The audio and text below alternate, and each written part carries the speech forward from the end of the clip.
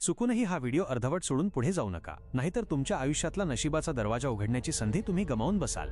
कारण आज आपण विज्ञानाच्या पलीकडची अशी शक्ती पाहणार आहोत जी पाहिली की नास्तिक माणसाचाही देवावर विश्वास बसेल. मित्रांनो, आज प्रत्येकाची हीच रड आहे.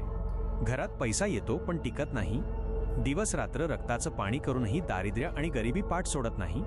एका संकटातून बाहेर पडताय तोच दुसरं संकट समोर उभं राहतंय. जर तुमचं उत्तर हो असेल तर आता घाबरू नका.